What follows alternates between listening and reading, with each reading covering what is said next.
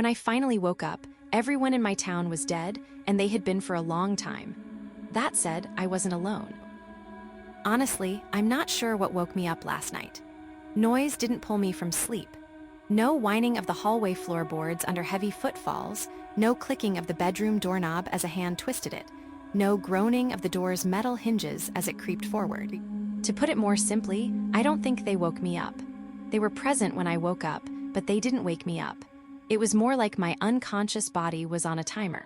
When that timer ticked down to 0, my head and torso exploded upright in bed, eyelids snapping open like a pair of adjacent window blinds with an anvil attached to their drawstrings. My bedroom was nearly pitch black, save for the faint glimmer of moonlight trickling in from the window beside me.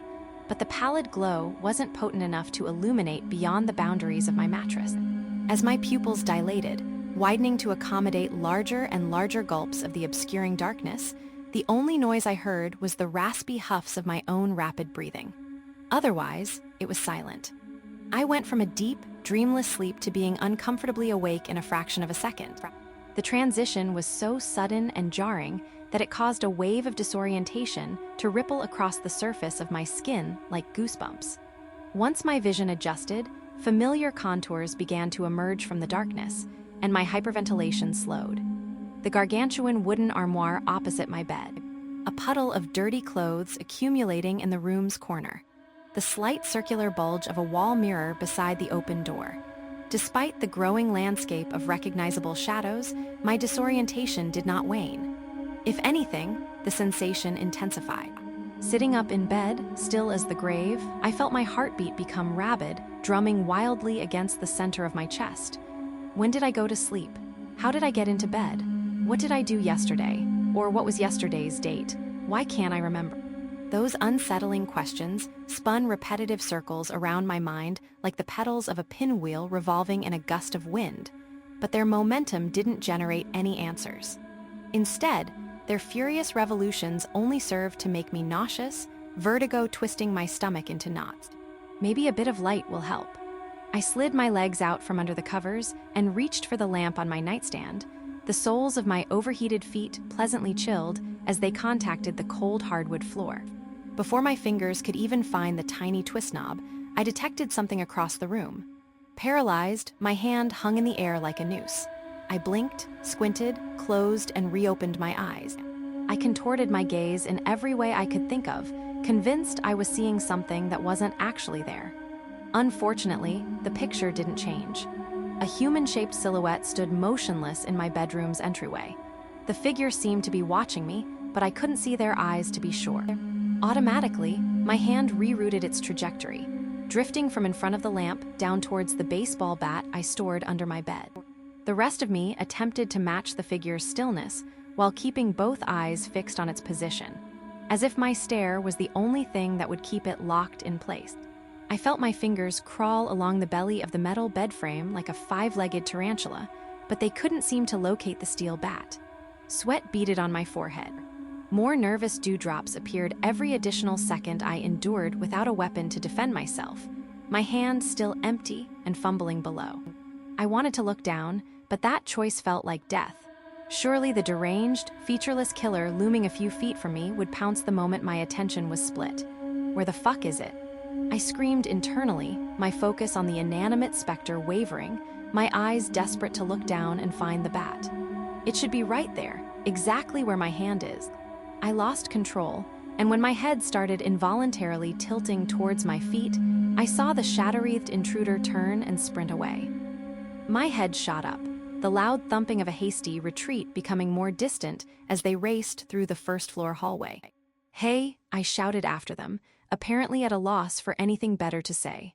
Once the word erupted from my lips, I felt my palm finally land on the handle of the bat. It was much deeper than I anticipated. As soon as I had pulled the weapon out from under the bed, I was rushing after the nameless figure. In retrospect, the fearlessness behind my pursuit was undeniably strange, which is not to imply that I'm a coward. I think I'd score perfectly average for bravery when compared to the rest of the population. That's the point, though. I'm not a coward, but I'm certainly not lion-hearted either. And yet, when I was running down that hallway, My plan wasn't to burst out the front door, fleeing to a neighbor's house where I could call the cops.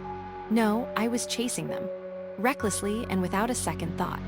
I found myself hounding after the faceless figure through my completely unlit home in the dead of night, going from room to room and clearing them like a one-man SWAT team, with only a weathered bat for protection.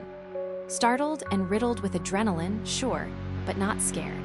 Even when I came to find that the electricity was out, flicking various light switches up and down to no avail as I searched for the intruder, my psyche wasn't rattled. The dauntless courage was inexplicable, discordant with the situation, and out of character. Its source would become clear in time. For those few minutes, however, I was all instinct, intuition made flesh. Subconsciously, I knew I wasn't in danger. Not from anything inside my house anyway. No one on the first floor. Living room, kitchen, downstairs bathroom all vacant. No broken windows. No front door left ajar. No visible tracks in the snow when I briefly peered into my front and backyard. No one on the second floor either. Guest bedroom, workshop, upstairs bathroom all without obvious signs of trespass. That said, by the time I was clearing rooms on the second floor, I had begun to experience an abrupt and peculiar shift in my state of mind. One that made my investigation of those spaces a little less vigorous and a lot less through. Somehow, I became drowsy. No more than 3 minutes had passed since I launched myself from bed, bloodthirsty and on the hunt, and in those 180 seconds I had become deeply fatigued. Listless, disinterested, and depleted of adrenaline. When I reached the top of the stairs, I could barely keep my eyes open. I felt drained, utterly anemic, like a swarm of invisible mosquitoes had started to bleed me dry the moment I left my bedroom. Of course, that made no sense. There was a high likelihood that whoever had been looming in my bedroom doorway was still inside. Still, I wasn't concerned. That ominous loose end hardly even registered in my brain. It bounced off my new, dense layer of exhaustion like someone trying to pierce the side of a tank with a letter opener. I poked my head in each upstairs room and gave those dark spaces a cursory scan, but nothing more. It just didn't seem necessary. Satisfied with the search effort, I trudged back down the stairs, yawning as I went. 20 languid steps later, my heels hit the landing. With one hand gripping the banister and the other scratching the small of my back, I was about to turn left and continue on to my bedroom. But I paused for a moment, absorbed by a detail so unnerving that it managed to break through my thick, hypnotic malaise. I furrowed my brow and looked down at my hands. Where the hell did the bat go? I couldn't recall dropping it, but the concern didn't last. After a few seconds, I shrugged and started walking again. Figured I left it somewhere upstairs and that I could find it in the morning. Which, to reiterate, was a decision wholly detached from reality. As far as I knew, there was still some stranger skulking around my home with unknown intent. The idea of dealing with it in the morning stirred something within me, though. As I proceeded down the unlit hall, all of those other questions, the ones from before I noticed the figure in the doorway, began gurgling back up to the surface. What did I do yesterday morning? Or last week? Where is everyone? Though I wasn't sure who everyone even was. It was disconcerting not to have the answers to any of those questions, but just like the bat, they felt like problems that would be better dealt with after I got some sleep. I was simply too damn tired to care. That changed as I stepped into the open bedroom doorway. I stopped dead in my tracks, stunned. Somehow, the intruder had slipped past me. Now, they were lying on their side under the covers, chest facing the wall opposite to the door. Asleep. Before that moment, my exhaustion was a shell. Rigid armor shielding me from the sharpened tips of those unanswered questions. The shock of seeing them in my bed cleansed my exhaustion in an instant, flaying my protective carapace, making me vulnerable and panic-stricken. What is this? I thought, wide-eyed and rooted to the floor. The figure let out a whistling snore and turned onto their back. Moonlight from the window above my bed cast a silvery curtain over their body, illuminating their face with a pallid glow. I felt lightheaded. My brain fought against the revelation, working overtime to concoct a rational explanation. An oddly shaped, wine-colored birthmark crested over the edge of their jaw, which made their identity undeniable. It was me, and I was currently frozen in the exact same spot the intruder stood when I jolted awake. The figure exploded upright.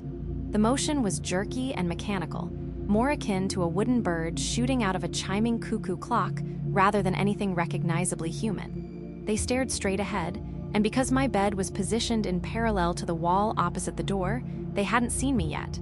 I couldn't move. Mostly, paralyzing disbelief kept me glued in place, but some small part of me had a different reason for staying still. I could move, but I shouldn't. It wasn't time yet. Eventually, they swung their legs around the side of the bed, reached to turn on the lamp, stopping their hand only once they saw me. My mind writhed and squirmed under the 50-ton weight. That was the uncanny scene unfolding before my eyes. It was like watching a stage play based on a moment I lived no more than half an hour ago. And, weirdest of all, I was part of the cast, but I wasn't playing myself. Once the figure started going for the baseball bat, I knew that was my cue to run. I heard them yell a muffled "hey" from behind me, but that didn't stifle me. I sprinted down the dark hallway, past the living room, taking a right turn when I reached the landing. My legs bounded up the stairs, propelled by some internal directive that my conscious mind wasn't privy to. Another sharp right turn as I hit the top of the stairs, and moments later, I was sliding under the guest bed, picking up the bat I had absent-mindedly deposited in the middle of the room as I did. No hesitation. No back-and-forth inner debate about what I should do next. There was only one right choice to make, and I made it. I steadied my breathing and waited. The guest room was impenetrably dark, thanks to the power outage and the lack of windows, so I couldn't see anything from my hiding spot. I heard the commotion of the frenzied downstairs search, feet shuffling and doors slamming, followed by the soft, plodding footsteps of the more lethargic inspection upstairs. It was all identical to my actions minutes before. Then, there was nothing. Near-complete sensory deprivation. My view from under the bed was an ocean of black ink. All I could hear was the sound of my own heartbeat, and all I could feel was my hand wrapped around the handle of the bat and the cold wooden floor against my skin. After a little while, I was numb to those sensations as well. I heard nothing, felt nothing, saw nothing. The tide of ink had risen up and swallowed me whole. I couldn't tell you how long I spent submerged in those abyssal depths, falling deeper and deeper, never quite reaching the bottom. All I know is what I saw next. 2 human feet, slowly being lowered over the edge of the mattress and onto the floor. Before my mind could be pummeled by another merciless barrage of disorientation, another appendage appeared, and it focused my attention. A hand. It crawled along the underside of the bed frame, getting precariously close to touching me, its fingers clearly probing for something. As quietly as I could, I maneuvered the bat around the confined space, positioning it so the scouring digits connected gently with the handle. The palm latched onto it, heavy and vicious like the bite of a lamprey, and pulled it out from under the bed. For the 3rd time that night, I heard footsteps thump down the hall, my voice shout the word, "hey," and another pair of footsteps chase after the first. As soon as I was alone, I rolled out from under the bed to discover that I was no longer upstairs. Somehow, I was now in my bedroom, 1 floor below where I had been hiding, standing over my mattress. Against all logic, I wasn't concerned. I was drowsy. I knew I should lie down and fall asleep. I was aware that it was in my best interest to start the cycle all over again. But before I could, I noticed something outside my window. Something new. Something that hadn't been there when I woke up the first time. I don't know if the pilgrim intended to wrench me from my trance when he engraved those cryptic symbols into tree right outside my bedroom window, on his way up the mountain to pay tribute to the thing that caused all of this. Maybe it was just a coincidence. He'd drawn it pretty much everywhere. Lovecraftian graffiti scrawled across every available surface in the abandoned town. Or maybe he could sense my trance, the circular motion that was warding off the change that had killed everyone else. Maybe he knew seeing those images would awaken me. Once my eyes traced those jagged edges, everything seemed to snap back into place. I was finally awake and truly alone in my house. The perpetual stage play had come to a close. According to the pilgrim, it was a snake, an eye, and a cross, followed by an identical eye and snake, all in a row. To me, it looked like a word, though I had no idea what it meant. S-O-F. / who knows how many times that cycle had played itself out, my memory resetting once I fell back asleep. More to the point, who knows how many times it would have played itself out if I didn't incidentally glimpse the tree outside my window. In the end, though, I suppose it doesn't matter. After I broke through that trance, I would wander into town, see what became of everyone I knew in the 2 months I was dormant, discuss the unraveling of existence with the pilgrim over wispy firelight. Then, when he changed, I ran down the mountain, broken by fear. I've considered calling the police. So far, though, I haven't found a justifiable reason to do so. Everyone's already dead. There's nothing to salvage and no one to save. They probably wouldn't believe me either. That said, they'd likely still investigate and inevitably would succumb to it just like everyone else had. What good is that going to do? The area needs to be quarantined, excised from the landscape wholesale like a necrotic limb. So here I am, typing this up on borrowed internet at a coffee shop, trying to warn you all. The pilgrim was right, though. I didn't want to believe him, but it's happening. Now that I'm out of my dormancy, he told me I'd start to change too. He said that the trance was my blood protecting me. He endorsed my change would be more gradual, but it would happen all the same. Not only that, but I'd live through it, unlike everyone else. I can see the other patrons looking at me, shocked, horrified stares. Need to find somewhere else to finish this. Once I'm safe, I'll fill in the rest of the story. The pilgrim, the change, the thing we found under the soil that caused this. All of it. In the meantime, if you come across a forest where the tops of the trees are curling towards the ground and growing into themselves, and it smells of sugar mixed with blood or lavender mixed with sulfur, and the atmosphere feels dense and granular, dragging against your skin as you move through it, run.